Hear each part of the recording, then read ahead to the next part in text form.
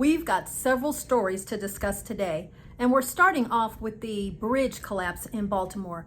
That is a wild story and it's ongoing. We're going to start there first. I have some Carnival Cruise Line news stories to share with you, as well as Royal Caribbean and celebrity.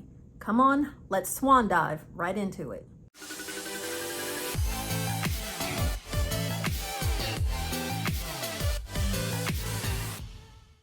Hello everyone, it's Cynthia, your host. Welcome back to today's show.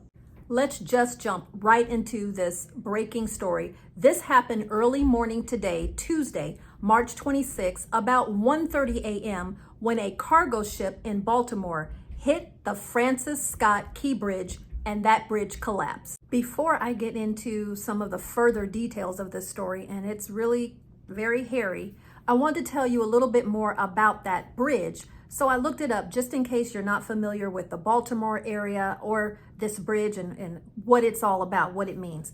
This bridge, the Francis Scott Key Bridge, is actually named after the author of the Star-Spangled Banner. Now this bridge is 1.6 miles long and it's a 4-lane bridge that crosses over the Patapsco River, and it opened in 1977. According to sources, this bridge is the second longest in the United States and the third largest in the world. The ship that struck the bridge is called the Dolly. It is a Singapore flagged vessel and it was leaving the port of Baltimore at approximately 1:30 a.m. Tuesday morning. Now, shortly before the collision, there was some type of issue on board the ship with their power, and a mayday was sent out before the collision. Reports say and footage shows that the cargo ship smashed into one of the columns of the bridge, and then that bridge just completely snapped. It fell into the water and partially fell on the ship. After this, people saw bursts of flames and smoke, and this could be seen rising into the night sky. Even on top of that, there were several vehicles on the bridge at that time, and of course when the bridge collapsed, these vehicles plunged into this frigid water that was only about 48 degrees. There is a massive search going on right now above and below in a very large swath of area where this took place. At the time of recording of this video, one body had been removed from the water and another person had been taken to the hospital and was listed in serious condition. The crew of the ship has remained on board until it could be assessed if there was any more damages and it was safe for rescuers to finally come aboard. There have been numerous press conferences, and President Joe Biden has stated that we are with you, they are not alone, and that the federal government will pay the cost to rebuild this bridge. Of course, this means some major disruptions for any ships traveling in this area right now, and there are several. Several cruise lines go through this port, as well as all types of cargo and freight. There is massive amounts of ships going back and forth through this port. So right now they are not quite sure how they're going to handle this.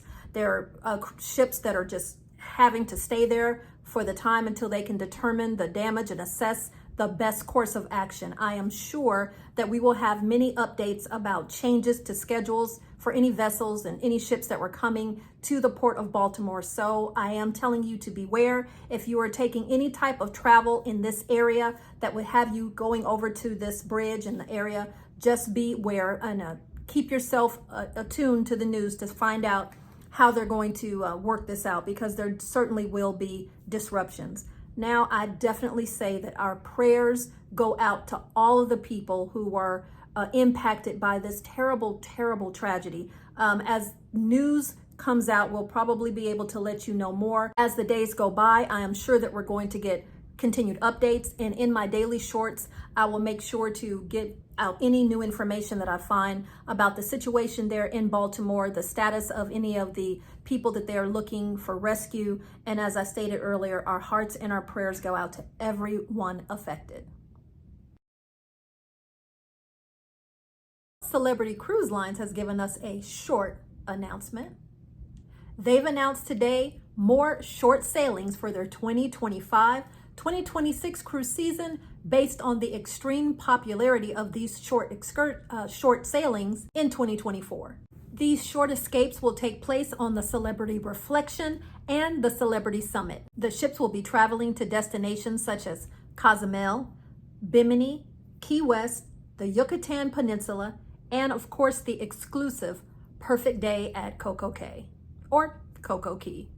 The Celebrity Reflection will offer year-round cruises with over 100 different sailings of 3 and 4 nights, departing from Port Everglades in Fort Lauderdale. They will visit Perfect Day at Coco Cay or Coco Key for each cruise destination, and it will be combined with visits to Bimini, Key West, or Nassau.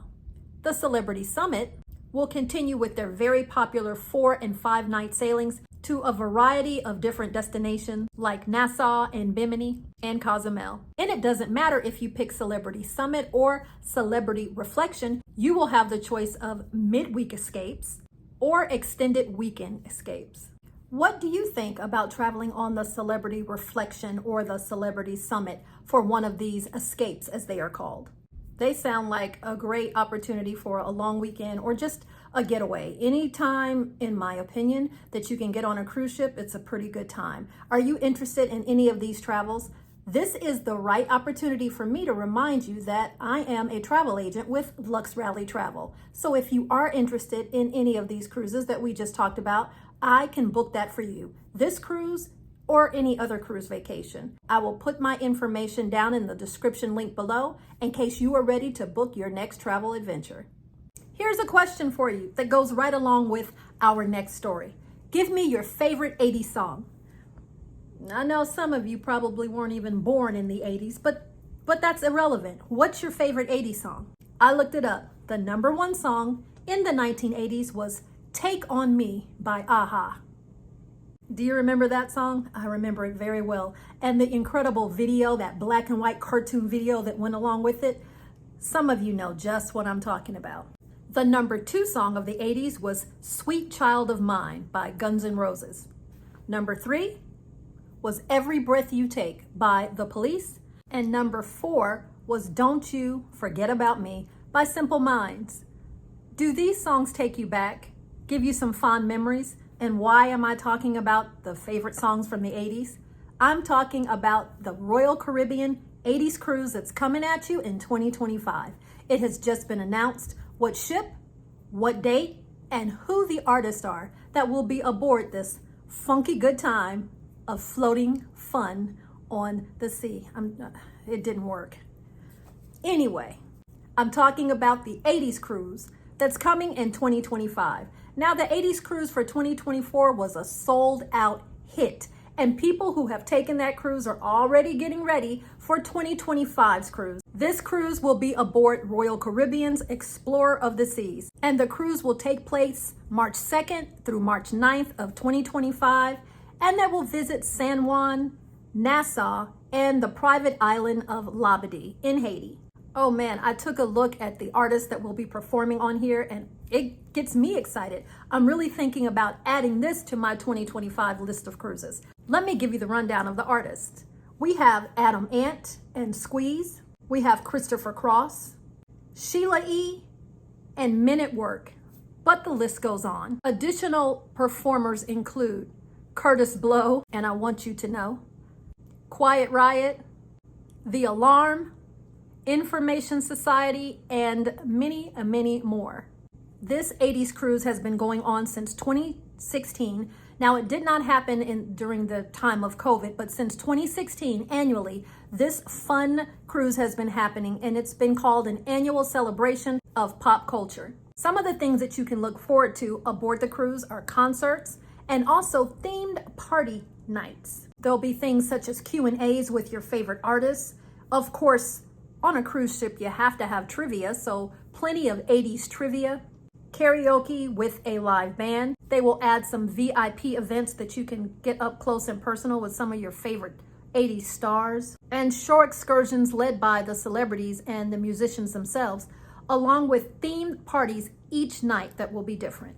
It says here that the bars and lounges will get rethemed during this 80s cruise. Just as an example, on the 2024 cruise, the Star Lounge was rechristened as the Pac-Man Lounge. And then the Royal Promenade turned into the 80s Mall. So fun things like that are in store for all who come aboard this 80s cruise. I think this sounds like a lot of fun. 80s was a really fun, good time for me. I was a youngster. I'm still a youngster, but I was a younger youngster back in the 80s. And some of that music and some of those artists really bring back some great memories. How about you? Any of you interested in the 80s cruise, or any of you already decided you're going on that 80s cruise? I'm very tempted. Let me know what you think about it in the comments below. We have 2 more cruise news stories, and they are both from Carnival. One is kind of a mess, and the other is a big surprise. But before I get to those 2 stories, I am taking this opportunity to invite you to subscribe and be a part of this wonderful family. Join us.